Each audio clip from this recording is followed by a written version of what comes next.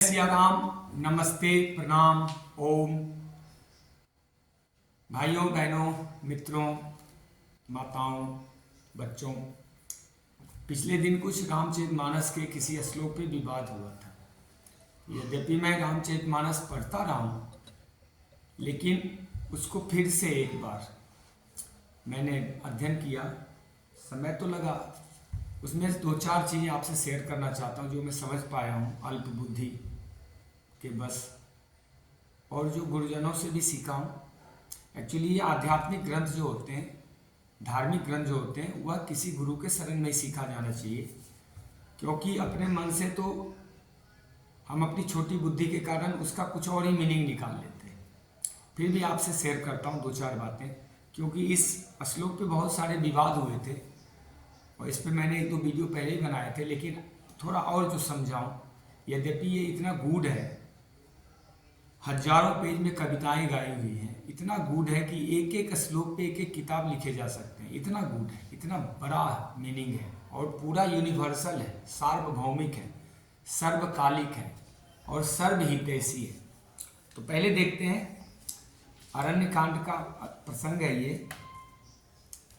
इसमें कबंध राक्षस के वध के बाद का प्रसंग है। सापत तारक परुष कहंता विप्र पूज्य असगावहि संता, पूज्य विप्र शील गुणहीना शूद्र न गुणगण ज्ञान प्रवीणा। ये इस पे बहुत विवाद किया था कोई उत्तर प्रदेश का एक नेता था, मौर्या करके। तो इसमें ये कहना क्या चाह रहे हैं कि देखिए, कहते हैं पूज्य विप्र शील गुणहीना। जैसे विप्र मतलब होता है विद्वान, वेदों का विद्वान, ब्राह्मण, जिसका मन ब्रह्म समान हो गया हो, जिसमें समता आ गई हो, चीज़ों को ऊंचाई से देखने का ज्ञान हो गया हो, मतलब ज्ञानी, पंडित्य, पांडित्य से भरा हुआ। विप्र मतलब सदाचारी, धर्मपरायण, आध्यात्मिक व्यक्ति, ऊंचे स्तर के लोग, विद्वान, दर्शन के विद्वान, वेदों के विद्वान, ये मतलब होता है पूज्य विप्र। शील गुणहीना, अगर उसमें गुण कम भी है, उसको मान लो कपड़े पहनने का ढंग कम आता हो, उसको खाने पीने का या कोई और व्यवहार उसमें कमी हो, तो भी वो पूजनीय है। जैसे मैं उदाहरण देना चाहूँगा, सुदामा जी महाराज। सुदामा जी महाराज विप्र थे, वेदों के विद्वान थे, बड़े ऊंचे स्तर के सदाचारी, धर्मपरायण, आध्यात्मिक भक्त थे, बड़े ही ज्ञानी थे। लेकिन ऑन द अदर हैंड वो तो गरीब थे, उनको दरिद्र कहा गया उस समय, एक समय। लेकिन अगर ऐसे लोग गुणहीन भी हों तो कम से कम धर्म के स्तंभ को तो वो किसी प्रकार का हानि नहीं पहुंचाते, नुकसान नहीं पहुंचाते, इसलिए वह पूजनीय है। अब दूसरी तरफ लिखा है कि शूद्र न गुणगण ज्ञान प्रवीणा। अगर शूद्र न पूजिए, अगर यदि शूद्र मतलब होता है जिसकी चेतना निचले तल पर हो, जो बिल्कुल ही वेद का भी विद्वान होने पर भी जो बिल्कुल मूर्खों जैसा आचरण करता हो। जैसे उसका उदाहरण ले लीजिए, रावण। रावण भी वेदों का विद्वान था, लेकिन उसके आचरण राक्षस वृत्ति के थे। तो ऐसे लोगों की पूजा नहीं होनी चाहिए समाज में, जो केवल पढ़ा लिखा है लेकिन धर्म विरोधी है, देश विरोधी है, समाज विरोधी है, और पापी है, अधर्मी है, अत्याचारी है, अन्यायी है। इस ढंग के लोगों का सम्मान नहीं होना चाहिए। सम्मान किसका होना चाहिए? तो जो वेदों का विद्वान है और जो धर्म परायण है। तो आगे बढ़ते हैं। अब जो इसका प्रश्न उठाते हैं, अगला श्लोक ये देखिए, उसी अरण्य कांड में, यहाँ देखिए 34 के बाद का दूसरा चौपाई है। अधम ते अधम अधम अति नारी, तीन मह मंद मतिमंद अघारी, कह रघुपति सुन भामनी बाता, मानव एक भगत का नाता। इसका मतलब क्या है कि सबरी जो है, सबरी इसी कांड में उसके जस्ट आगे ही 10-12 चौपाई के बाद आया है कि सबरी कहती है, भगवान मैं तो नारी हूँ और अधम जाति से हूँ, और दूसरा मूढ़मती हूँ, मुझे कुछ ज्ञान भी नहीं, जड़मती हूँ, अज्ञानी हूँ, पढ़ी लिखी नहीं हूँ। तो राम जी कह रहे हैं, हे रघुपति, कह रघुपति सुनु भामनी बाता। भगवान कहते हैं, श्री राम कहते हैं कि ये भामनी, तुम मेरी बात सुनो, मैं सिर्फ एक भक्ति का नाता मानता हूँ, मेरे लिए इस सब का कोई महत्व नहीं, कौन कितना प्रवीण है, कौन किस जाति का है, कौन राजा है, कौन धनवान है, कौन क्या है, सिर्फ मैं एक भक्ति का संबंध ही मानता हूँ। तो इसमें इस बातों का खंडन यहीं आगे ही हो गया, 4 कदम भी नहीं चले उसका खंडन हो जाता है। तो अब जरा मीनिंग समझिएगा। अब आगे बढ़ते हैं। आगे ये बड़ा अच्छा प्रसंग है, इसकी चर्चा मैंने कई बार सुनी है कि हरि प्रेरित तही अवसर चले मरुत 49।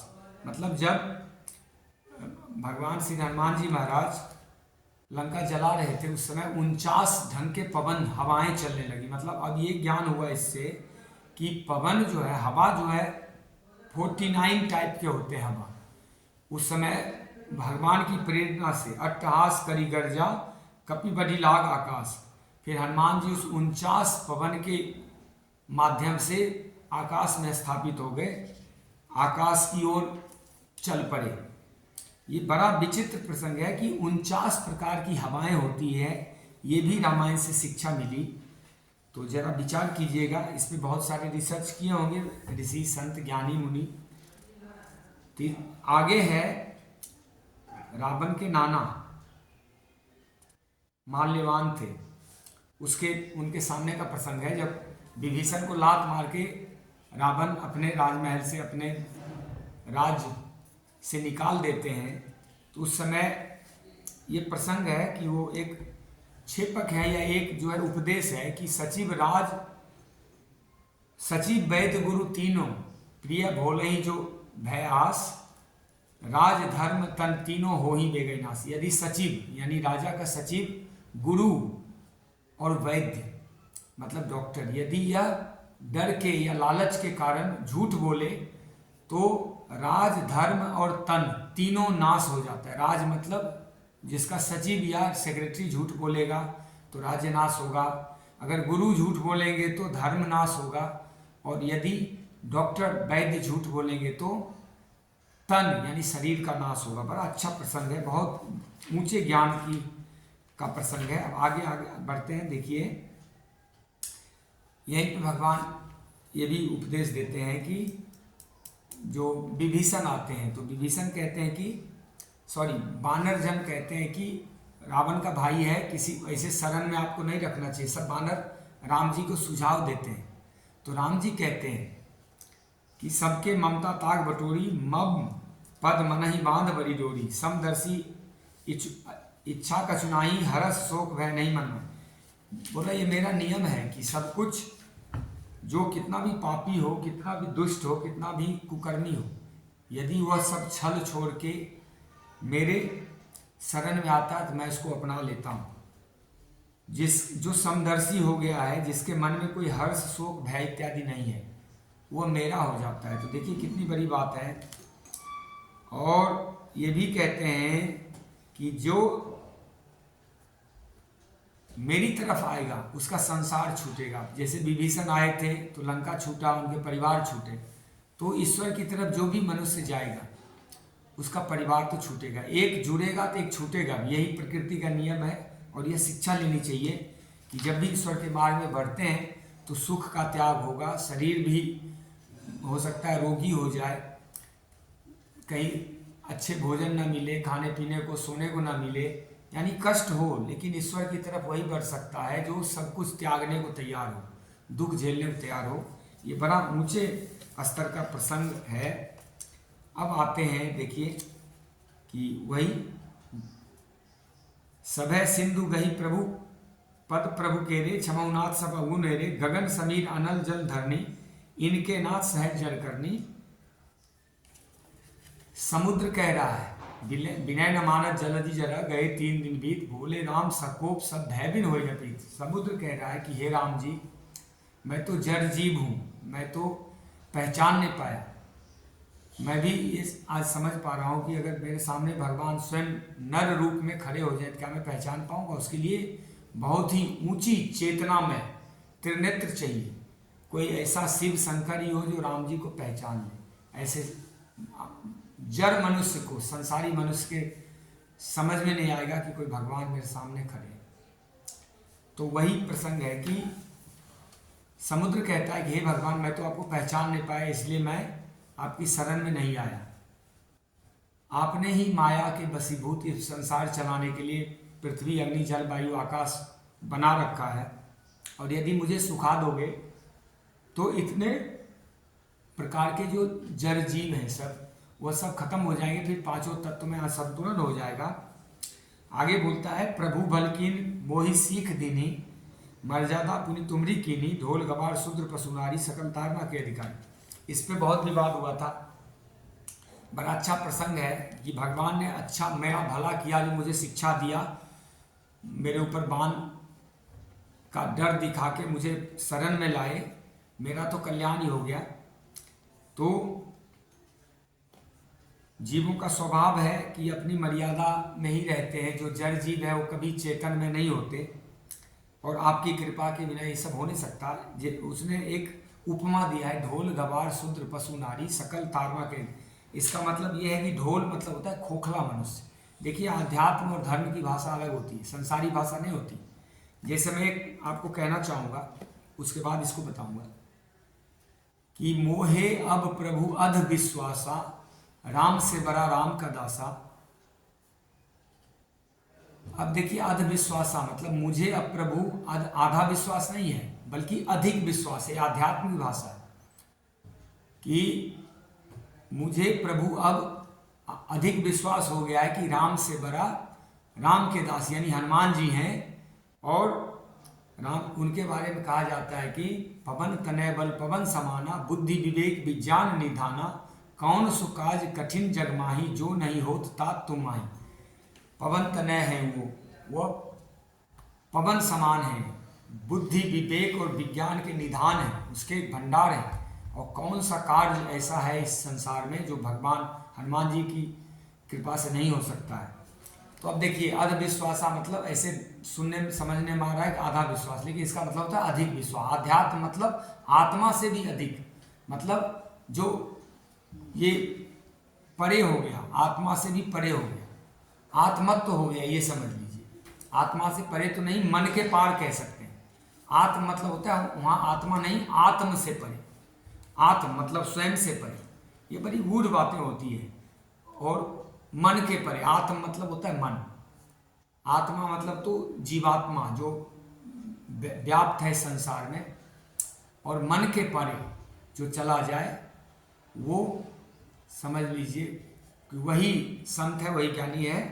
तो आगे बढ़ते हैं, आध्यात्मिक भाषा के संबंध में बात करते हैं। ढोल मतलब होता है खोखला मनुष्य, जो खोखला, अंदर से गुरुत्व नहीं है, ज्ञान नहीं है, गहराई नहीं है। फिर गवार, गांव में रहने वाले जो एक तरफ से अनपढ़ लोग हैं, गवार हैं, गांव देहात में रहते हैं, उनको क्या पता है ये ज्ञान क्या होता है, अध्यात्म क्या होता है। फिर शूद्र, शूद्र मतलब होता है निचली चेतना, जो अभी भी काम और सांसारिक जीवन में लगा हुआ है, केवल कामी नार प्रियाज में लोभी जिम प्रियदाम, मतलब जैसे लालची को केवल पैसा प्यारा होता है और कामी को केवल देह प्यारा होता है, उसी प्रकार जो गवार होते हैं वो पढ़े लिखे नहीं होते, तो उनको ये सब चीज़ें क्या समझ में आएगा, आध्यात्म की बातें।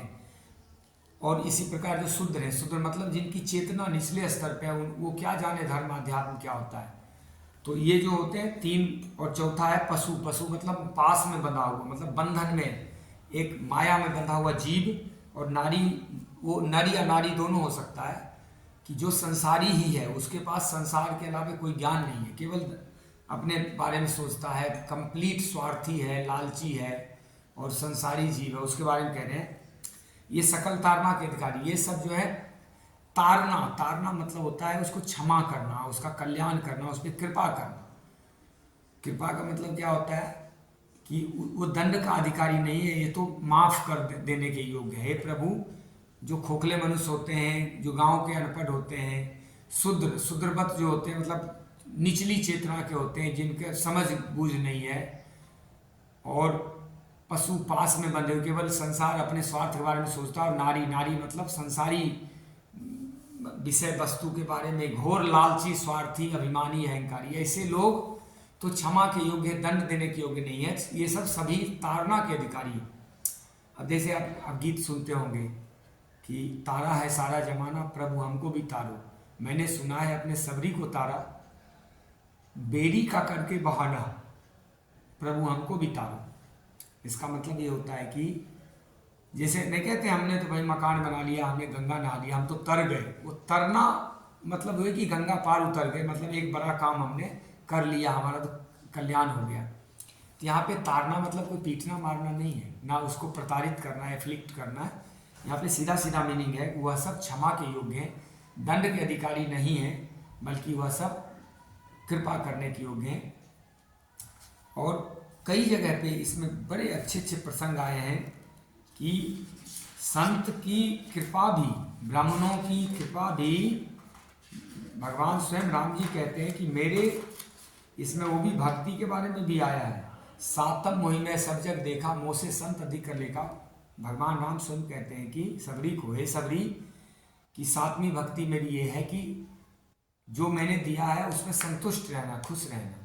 जो प्रभु अपने कर्मानुसार देते हैं, भोजन और सामर्थ्य या धन, उसमें खुश रहना। और इस संसार में संत मेरे ही रूप होते हैं, संत मेरे प्रति, जो भी संत हैं वो स्वयं ईश्वर ही होते हैं, संसार के ईश्वर होते हैं। उनको मुझसे भी अधिक जानना, बहुत जबरदस्त है इसके ज्ञान, बहुत अद्भुत है। तो इसमें और भी है कि संत अगर क्रोध भी करते हैं किसी भी रूप में, किसी को डांटते भी हैं, किसी को मतलब फटकारते भी हैं, तो वो एक कृपा ही होती है। उसको कोई अपने ऊपर वो नहीं मानना चाहिए कि उन्होंने कोई ऐसा उसके खिलाफ कुछ कहा है या कुछ करा है। उनका जो मन का भाव होता है, विचार होता है, वो होता है कि कल्याण करना। जो ऊंचे स्तर के लोग होते हैं, जैसे पिता हैं, गुरु हैं, या कोई ब्राह्मण हैं, जो उपकारी लोग हैं समाज में, जिनकी प्रतिष्ठा बड़ी है और वह सबका कल्याण चाहते हैं, ऐसे लोग कोई भी क्रोध करेंगे तो उसमें कृपा छुपी होती है। वह सुधार के लिए क्रोध करते हैं। वो अगर डांटते फटकारते हैं तो उसका हित चाहते हैं, उसका कल्याण चाहते हैं, उसकी अच्छाई चाहते हैं, उसकी ऊंचाई चाहते हैं, उसका भलाई चाहते हैं। तो इसीलिए कहा गया कि अगर कोई संत क्रोधी भी हैं और किसी प्रकार से भी वो डांट भी मारते हैं तो वह भलाई के लिए होता है। तो आज मैं इसको इसलिए बोला कि मैं पिछले कुछ दिनों में रामायण का अध्ययन किया हूँ, मुझे अच्छा लगा कि थोड़ा लोगों के साथ शेयर करूँ इस बात को। आप सब भी समझिएगा, बात को ऊंचाई से समझिएगा, क्योंकि ये आध्यात्म का ग्रंथ है, ये भगवान का ज्ञान है, ये सत्य ज्ञान है, धर्म का ज्ञान है। यहाँ पे आत्मा के परे, मतलब आत्मा मतलब आत्म समझिए, आत्म खुद से परे का ज्ञान है, परा विद्या है इसमें। तो हालांकि कोई गुरु और बड़े ऊंचे क्वालिटी के संत है वही और गहराई समझ सकते हैं। इसमें तो इतना ज्ञान है कि कई जीवन बीत जाएगा, इसको फिर भी पूरी तरह आत्मसात नहीं कर सकते। हम लोग तो क्या छोटे से जड़ जीव हैं, छोटी सी बुद्धि है, लेकिन समझने का प्रयास करते हैं। ये 2 श्लोक पे खासकर विवाद हुआ था, पूजा ही विप्र सकल गुणहीना और शुद्ध न पूजिए सकल प्रवीणा, और ढोलगवार शुद्ध पशुनारी सकल तारना के अधिकारी। तो मैं इस पर थोड़ा विशेष मैं सोचा कि उसको समझाऊं लोगों को कि ऐसा है ही नहीं जो मीनिंग वो कर रहा है, या कोई अधम व्यक्ति कर रहा है जिसको समझ ही नहीं है। असली मीनिंग तो अब खुलता है, क्योंकि आध्यात्म बड़ा ऊंचा ज्ञान होता है। इसको जब बार बार पढ़ेंगे और गुरु शरण में पढ़ेंगे, उनके सानिध्य में पढ़ेंगे, जब उनसे सीखेंगे तब असली मीनिंग उसका खुलता है। जय श्री राम। ओम। आप सबों का कल्याण हो। भगवान श्री राम जी महाराज की कृपा आप पे बनी रहे। हर हर महादेव।